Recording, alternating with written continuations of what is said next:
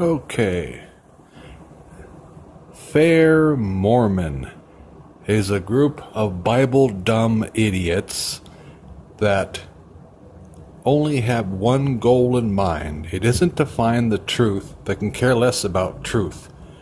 Their only goal is to make as many excuses as possible to make Joseph Smith look good. Really, really good. That's their only goal. And they do it with excuse after excuse after excuse.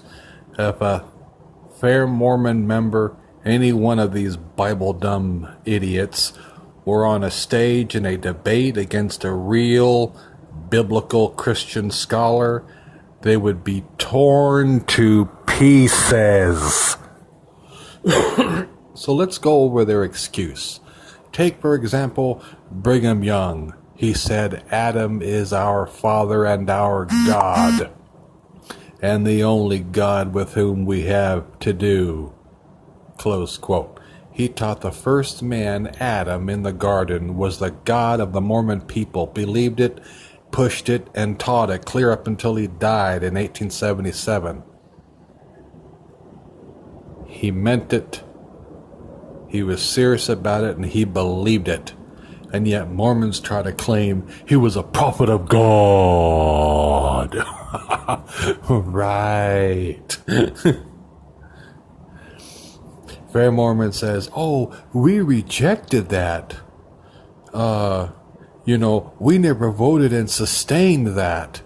The rebuttal to this stupid excuse and nonsense is very simple.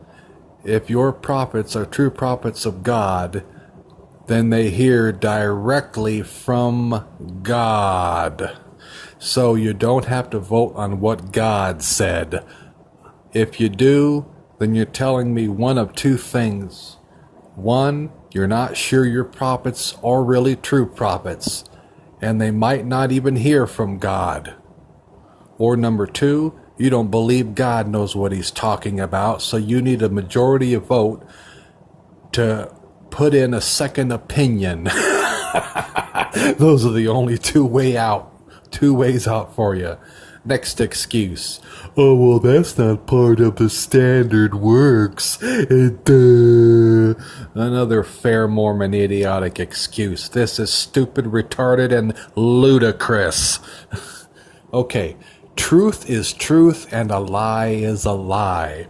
A lie or the truth, either one, is not based on what book it is in, for God's sakes, people. Oh my God. If I wrote down my full legal name and my birth date in a book, any book, it would still be truthful information. It would still be my correct name and birth date.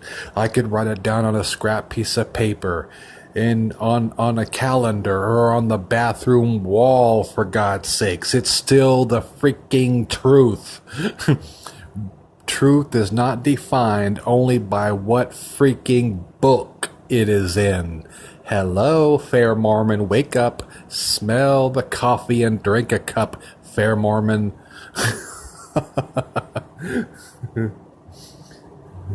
You do not look at what book something is published in to test whether or not a prophet is true or not. That is irrelevant. It has nothing to do with anything. You look at his teachings. If the teachings are true, he was really hearing from God. If the teachings are false and don't line up with the Bible and what God has already said, then he's a false prophet. That excuse blown out of the water. Some Mormons say, oh, well, that was a long time ago. I don't know why you antis keep bringing up Brigham Young. That was so long ago. That was clear at the beginning of the church. Oh, that was a long time ago. You know, that's old news. Well, God creating the heavens and the earth is even older news. That's been around for thousands of years. Mormon teachings have only been around for over 200, thousands of years ago. It was written down in the Old Covenant, God created. So because it's old news, does it suddenly become unimportant?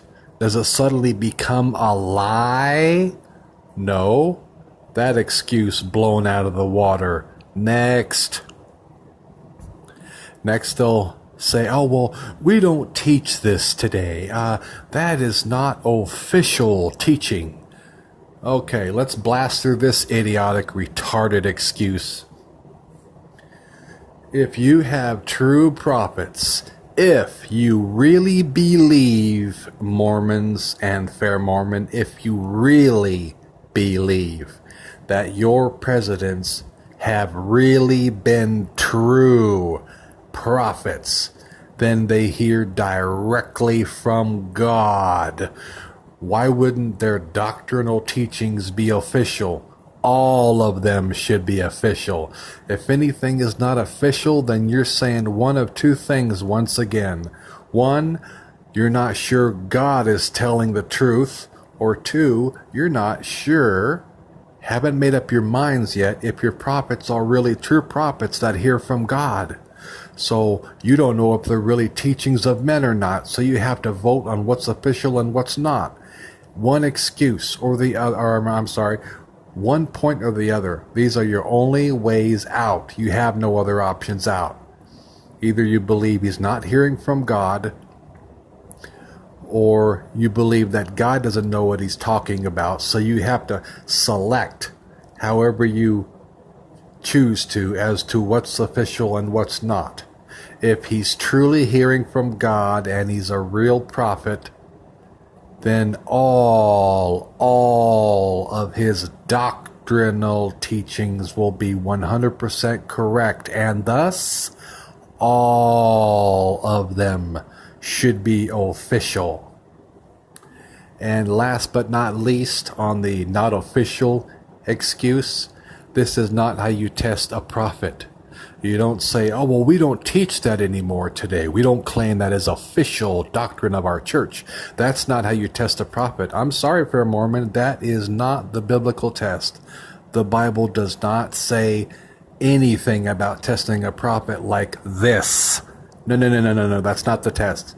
That is unbiblical and it is retarded. Here is the test. Here is how you test a prophet for all you Bible-dumb Fairmormon members. Let me fill you in on something you obviously don't know. How you test is by once again looking at their teachings. Whether you teach it today or not is irrelevant. Whether you believe it or not is irrelevant. Whether you sustained it is irrelevant. Irrelevant.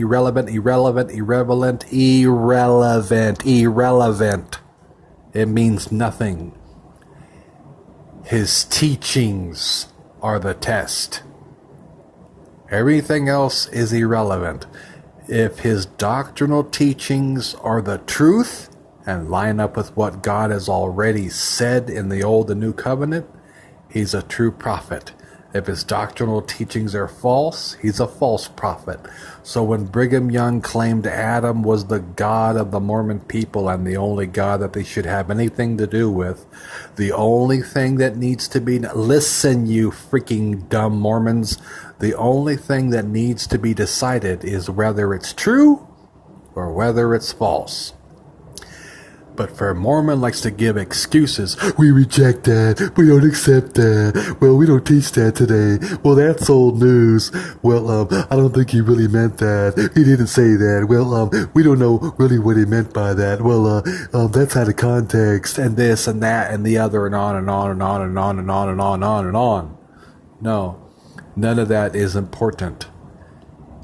This is what is important. Did he say it? And is it true? That's all we need to focus on. Whether you accept it and all these other freaking excuses, everything is irrelevant. Irrelevant. Yes, he said it. And no, it is not true. That's all that matters. boom, he's out. As far as being a prophet, he just failed the test. So Fairmormon has nothing but excuses. That's all these men give are excuses. Christians are not into excuses. Christians do it the biblical way. They look at your teachings. If your teachings are false, you're a false teacher. We ignore you and walk off. If your teachings are the truth, then we grasp onto you. So, but see, Fairmormon doesn't do it the biblical way. They think that a prophet can get tons of teachings absolutely wrong, and that's not the point. That really doesn't matter at all. To them, what matters is if they sustained it and called it official teaching of their church. To them, this is the important part. To Fairmormon, this is the test of a prophet. Did we call that teaching official? And they say, no, we didn't. It is not an official teaching of our church. We don't teach that today. And they really believe these Bible-dumb idiots actually believe that this gets Brigham Young off the hook. No. 1,000 times no, it does not. All that matters is this. Number one, he said it. Number two, it's false. That's it. That's the test. He failed. Fairmormon is nothing but an excuse factory open 24/7, cranking out excuse after excuse after freaking excuse.